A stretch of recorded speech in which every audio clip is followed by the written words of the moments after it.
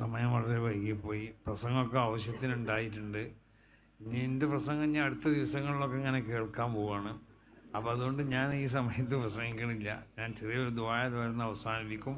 എല്ലാവരും സമസ്തൻ്റെ പിന്നിൽ അടിയുറച്ച് നിൽക്കുക, സമസ്തക്ക് വേണ്ടി പ്രവർത്തിക്കുക. അപ്പോൾ അവിടെ പറഞ്ഞല്ലോ എല്ലാവരും, ഇത് ഒരിക്കലും പറഞ്ഞത് മാറ്റി തിരുത്തേണ്ട ആവശ്യമില്ലാത്ത ഒരു പ്രസ്ഥാനമാണ് സമസ്ത കേരള ജമിയത്തുൽ ഉലമ.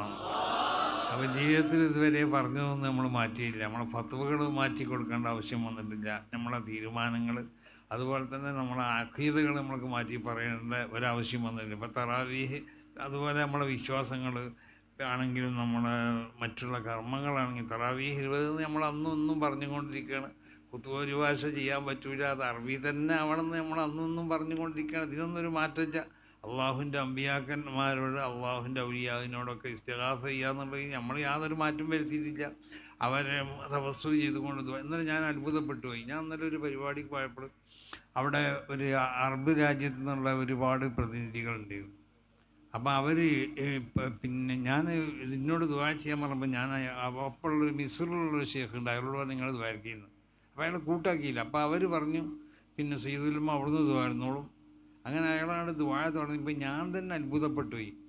ഈ ലോകത്ത് തഅ്ലീം ചെയ്യപ്പെടേണ്ട ഏതെല്ലാം സാധനങ്ങളുണ്ടോ അതിനൊക്കെ തവസ്സുൽ ചെയ്തുകൊണ്ടാണ് നടക്കുന്നത്. കഅബനെ തവസ്സുൽ അല്ലാഹുമ്മ ബിഹഖിൽ കഅബത്തിൽ മുശറഫ വബിഹഖിർ റുക്ൻ ഇങ്ങനെ പറഞ്ഞിട്ട് കഅബത്തിനെയും മഖാം ഇബ്രാഹിമിനെയും അങ്ങനെ അംബിയാ ഔലിയാവിനെയൊക്കെ തവസ്സുൽ ചെയ്തുകൊണ്ട് ദ്വാരക്കണം. അപ്പോൾ ലോക മുസ്ലിങ്ങൾ ഈ വിശ്വാസത്തിന്മേലാണുള്ളത് നിങ്ങൾ മനസ്സിലാക്കണം. അതുകൊണ്ടാണ് സമസ്ത കേരള ജമിയത്തുൽ ഉലമ അതിൻ്റെ ആശയങ്ങളും ആദർശങ്ങളും അതിൻ്റെ വിശ്വാസങ്ങളൊക്കെ അത് നബി സല്ലല്ലാഹു അലൈഹി വസല്ലമ തങ്ങളിൽ നിന്ന് നേരിട്ട് സഹാബത്ത് പഠിച്ചതാണ്. അവരിൽ നിന്ന് താബീങ്ങൾ പഠിച്ച് വിശുദ്ധമായ പരമ്പരയിൽ കൂടി നമുക്ക് ലഭിക്കപ്പെട്ടതാണ്. ഇതൊന്നും നമ്മൾ മറ്റ് ഏതെങ്കിലും നിലക്കുള്ള ശാസ്ത്ര സാങ്കേതികമായ ഒരു പ്രബലപ്പെടുത്തലിൻ്റെ ആവശ്യമില്ല നമുക്ക്. അള്ളി റസൂൽ പറഞ്ഞത് സ്വീകരിക്കുക എന്നുള്ളതാണ്. മഹാനാവുന്ന ഇമാം ബിൻ റാസി തങ്ങൾ നിസാബൂരിൽ ചെന്നപ്പോൾ എല്ലാവരും ഈ ഇമാം റാസി തങ്ങളെ കാണാൻ ചെന്നു.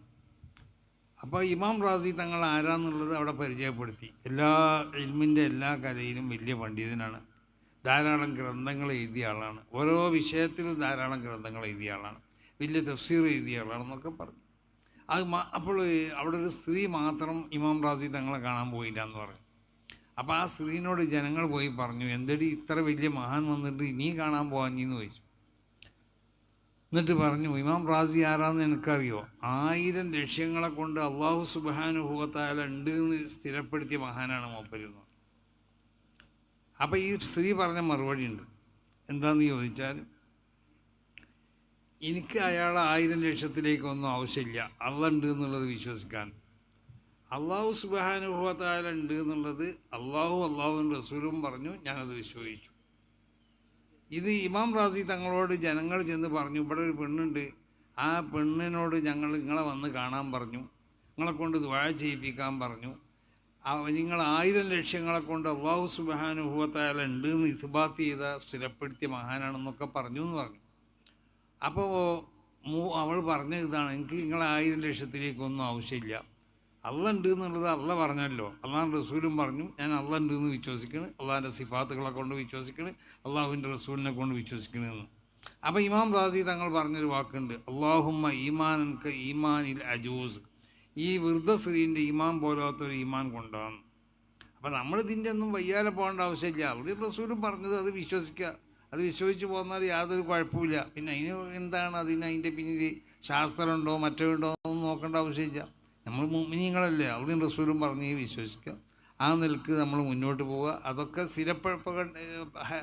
ശുഐബായിത്തെയും പ്രസംഗിച്ചു.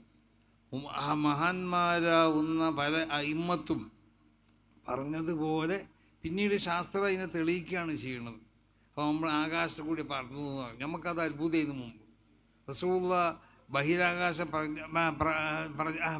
പിന്നെ സഞ്ചാരം നടത്തിയെന്ന് പറഞ്ഞു, നമുക്ക് അത്ഭുതം ഉണ്ടായിരുന്നു. നമ്മളെ എങ്ങനെ ഇപ്പം അങ്ങനെ ഉണ്ടാവാം? വിശ്വസിക്കാൻ കഴിയാത്ത ചിലർ പറഞ്ഞു അള്ളാഹു റസൂലിൻ്റെ റൂഹാണ് പോയിട്ടുള്ളത്, ജസദ് പോയിട്ടില്ല. മുജാഹിദീങ്ങളൊക്കെ വിശ്വാസം അതാണ്. നമ്മൾ അങ്ങനെയല്ല വിശ്വസിച്ചു. നമ്മൾ റസൂലുള്ളാഹിൻ്റെ റൂഹും റസൂലുള്ളാഹിൻ്റെ ശരീരവും ഒന്നായിട്ട് ബഹിരാകാശ സഞ്ചാരം നടത്തിയെന്നാണ് നമ്മൾ പറഞ്ഞത്. പിന്നീട് ഇപ്പം അങ്ങനെ ആത്മാവ് മാത്രമല്ല ശരീരത്തിനും കൂടി ബഹിരാകാശ സഞ്ചാരം നടത്താമെന്ന് തെളിയിക്കപ്പെട്ടിരിക്കുകയാണ്. അങ്ങനെ എല്ലാം തെളിയിക്കപ്പെടുകയാണ് ചെയ്യുന്നത്. അപ്പം അതുകൊണ്ട് വല്ലാതെ ഈ പുതിയതിൻ്റെ പിന്നിലൊന്നും ആരും പോകണ്ട. അതൊക്കെ നാശത്തിലേക്കുള്ള പോക്കായിരിക്കും.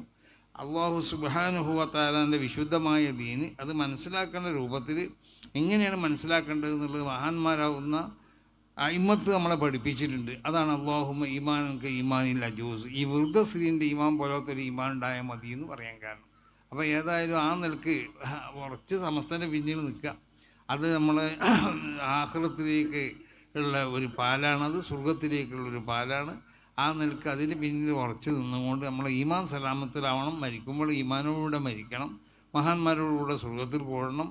അതാണ് നമ്മളെ ഏറ്റവും വലിയ ആവശ്യം. അതാണല്ലോ, അത് രക്ഷപ്പെടണം. മറ്റുള്ള ഭൗതികമാവുന്ന ഈ കാണുന്നതൊക്കെ ഇതൊക്കെ നീങ്ങി പോകുന്ന സംഗതികളാണ് എന്ന് മനസ്സിലാക്കിക്കൊണ്ട് ഈ പ്രസ്ഥാനത്തിൻ്റെ പിന്നിൽ അടിയുറച്ച് നിൽക്കുക. അതിൻ്റെ 100ാം വാർഷിക സമ്മേളനം അടുത്ത 2026 ഫെബ്രുവരിയിൽ 4 മുതൽ 8 വരെ പുനിയിൽ വെച്ചുകൊണ്ട് നടത്തപ്പെടുകയാണ്. അതിനോട് എല്ലാവരും സഹകരിക്കുക. അതിൻ്റെ വിജയത്തിന് വേണ്ടി ദുആ ചെയ്യുക.